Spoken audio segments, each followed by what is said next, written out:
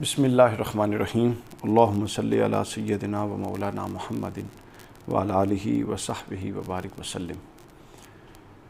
ख़वातीन हज़रात, कुछ अर्सा पहले मैंने बर्टन रसल्स पर उसका जो पूरी फ़िलासफ़ी है मज़हब के इनकार के हवाले से और उसका जो तर्ज़ इस्तदलाल था जिस बुनियाद पर वो मज़हब का इनकार करता था, उसका 4 से 5 हिस्सों में उसकी पूरी फ़िलासफ़ी का इनकार, उसका रद्द किया था, जिसको कुछ इल्मी हलकों की तरफ से, दोस्तों की तरफ से बहुत पसंद किया गया। तो उनकी तरफ से फिर ये अपना इस ख्वाहिश का इज़हार हुआ कि इस सिलसिला को आगे जारी रखा जाए, चूँकि ज़ाहिर है मज़हब पर इनकार जो है वो पिछली कोई 1 सदी का किस्सा है, 2-4 सालों का किस्सा नहीं है, और इसमें कई अफराद हैं और इसमें कई अफ़कार हैं जिनका रद्द होना चाहिए। आज हम जिस सीरीज़ का आगाज़ करेंगे इसके ज़्यादा नहीं, 3 से 4 हिस्से होंगे, 3 से 4 लेक्चर में।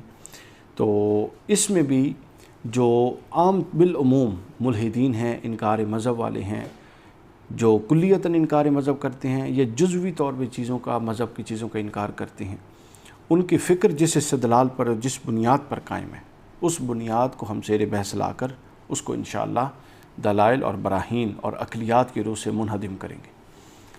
T.R. माइल्स एक बड़ा नाम है और उसकी किताब religion and scientific outlook London से ये छपी थी 1959 में। इसकी फ़िक्र को बड़ी पजीराई मिली।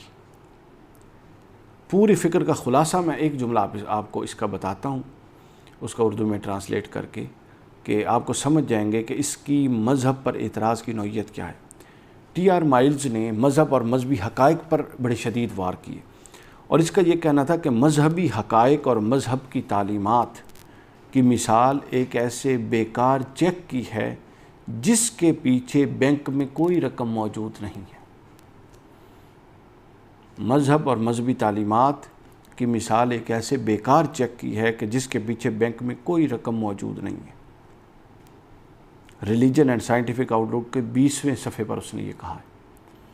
इस एतराज़ का मतलब समझ लीजिए, इस एतराज़ का मतलब ये है कि मज़हब के जो दावे हैं वो किसी ऐसी दलील पर कायम नहीं है जिसको आलम ख़ारजी में, एक तो है ना आपका अपना वजूद और आलम दाखिल, ये आलम ख़ारजी में, इस दुनिया में साबित किया जा सके। यानी मज़हब का दावा आलम ख़ारजी में साबित नहीं किया जा सकता।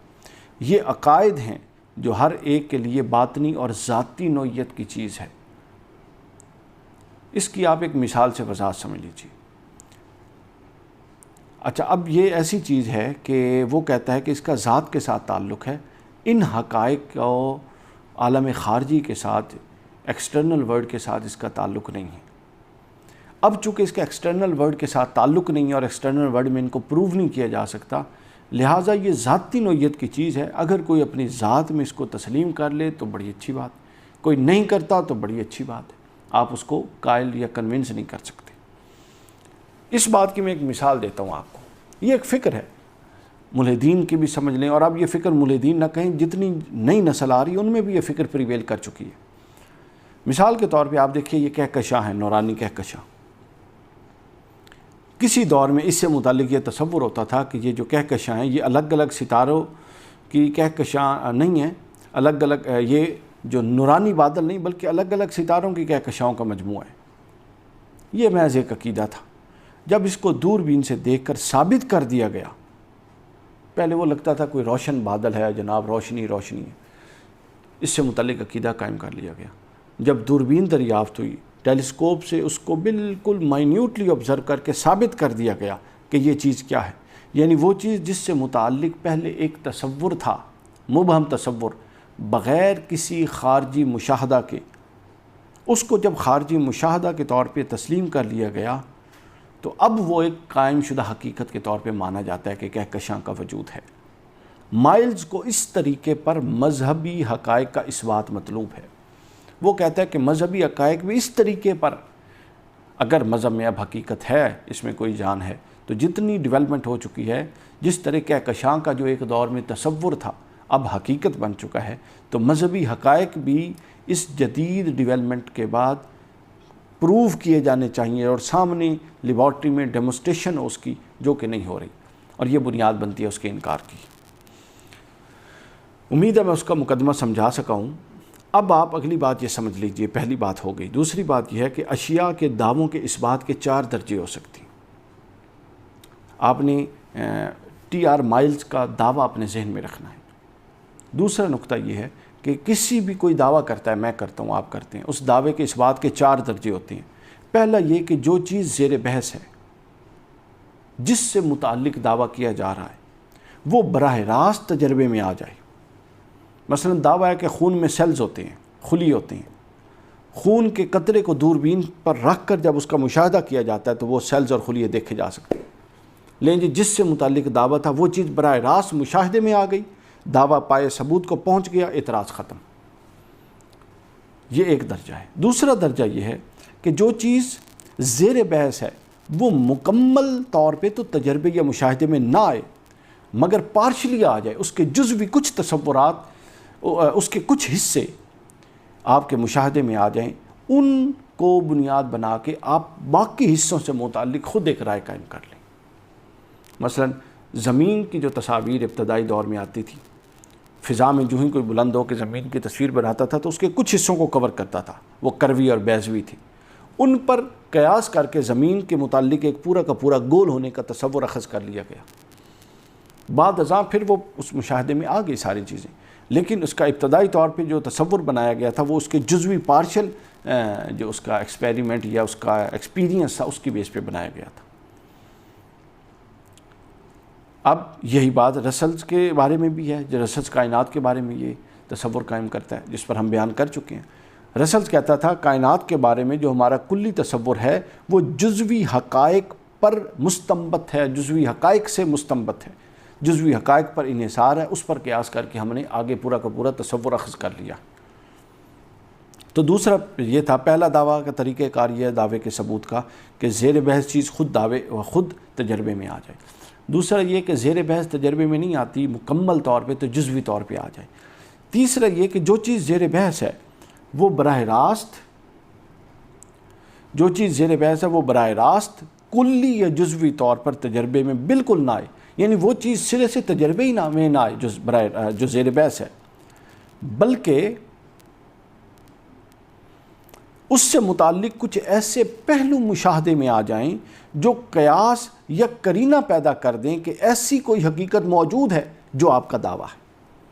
یعنی آپ کے اس تجربے میں، مشاہدے میں، نہ وہ چیز جزوی طور پہ آ رہی ہے نہ کلی طور پہ آ رہی ہے، بلکہ کچھ ایسے پہلو آ گئے ہیں جنہوں نے ایک قرینہ یا ایک ضابطہ پیدا کر دیا ہے کہ جس سے آپ کی جو مجوزہ حقیقت ہے اس کو ماننے کا قرینہ پیدا ہو جاتا ہے۔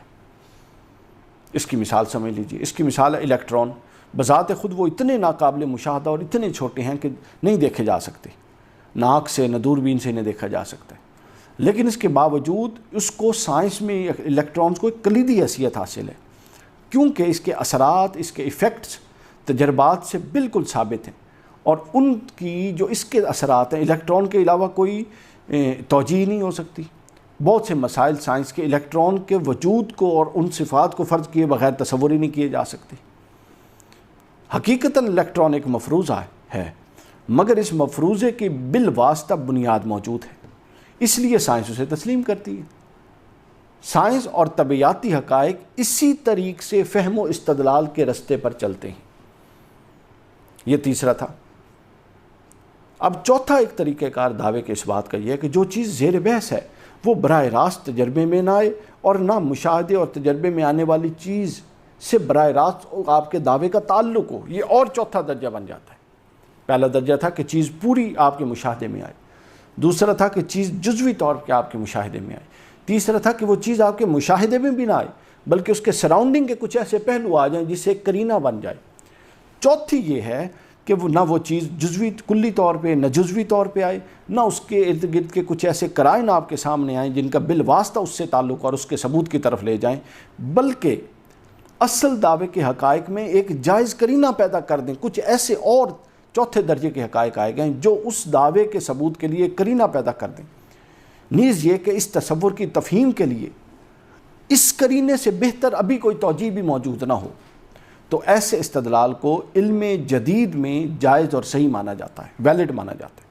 جدید ذہن استدلال اس استدلال کو معقول اور ویلڈ کرائٹیریا کے طور پہ قبول کرتا ہے، اور سائنس کے اکثر قوانین، اکثر جو اپنا مفروضات جو سائنسی ہیں جس پر جو آج کھڑے ہیں، قائم ہیں، جن کو دنیا مانتی ہے، وہ اس چوتھی قسم سے ہیں، نہ پہلی سے ہیں، نہ دوسری سے ہیں، نہ تیسری سے ہیں، نہ چوتھی سے ہیں۔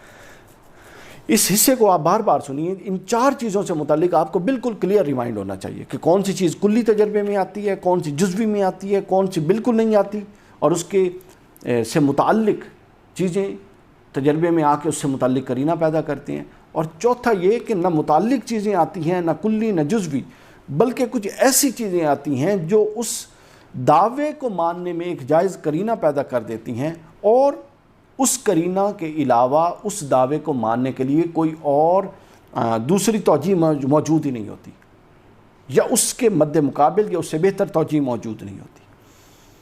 یہ ہے پہلا پہلو، پہلا حصہ، جس میں میں نے یہ بیان کیا کہ ٹی آر مائلز کا جو اعتراض تھا وہ کیا تھا، اور دوسرا میں نے یہ بیان کیا کہ اشیاء کے ثبوت کے جو دعوے ہیں وہ 4 ہوتے ہیں۔ اس کے دوسرے حصے میں انشاءاللہ میں پھر اس پر بات کروں گا کہ مذہب مخالف حقیقی مقدمہ کیا ہے، اس کے بعد جس پر ان کی بنیاد کھڑی ہے۔